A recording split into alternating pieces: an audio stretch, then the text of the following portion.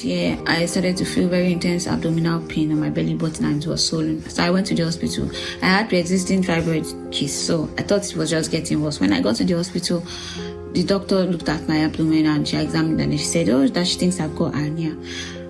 So she just referred me to a hernia surgeon. So when I was referred and I went for my appointment, the surgeon immediately saw me because at that point the pain had gotten worse and it was swollen. So he said it looks really bad, I might have even ruptured. So he sent me straight to the A&E, that I should go from his appointment to the A&E, that they needed to operate on me urgently. So on getting to the A&E, the doctors there looked at me and said, oh, they don't really think it's hernia, but they need to be sure first if they're going to operate, or else they'll just have to investigate what else could be the cause of my pain. So they sent me for MRI scan, they sent me for ultrasound and all forms of tests. 2 weeks after they gave me an appointment, I went back for the result of my appointment. And that was when I was told that authority informed me that I do not have hernia, that I got cancer. I was so scared. I cried. I was worried. I like, my heart was broken. And then I went home and I called my sister. And then my sister then told me, I've been sending you an SPPD link. Before then, she's been sending it to me for about a year. I never really took it seriously. I don't even used to open it. Sometimes I just listen briefly and then I close it. I never used to listen that much.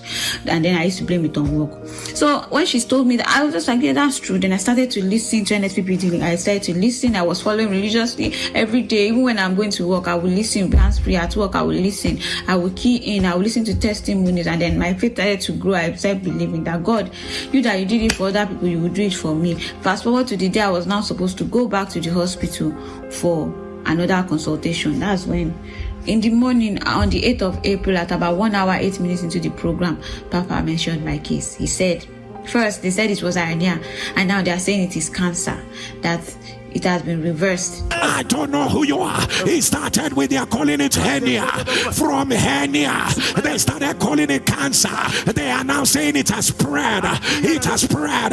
If you are the one, put it on the last who says a thing and it cometh to pass when the Lord has not commanded it. By the power that raised Jesus from the dead, I announce, let it be reversed. That was exactly what happened with my case. They first said it was hernia, and now they said it's cancer, and then that they needed to do an hysterectomy on me because of spread and everything. So I was like, this is my case. So I started to cry, and I was like so happy that God has remembered me. I claimed my healing, and I just knew that I was healed, because even before that day I'd already started to feel better.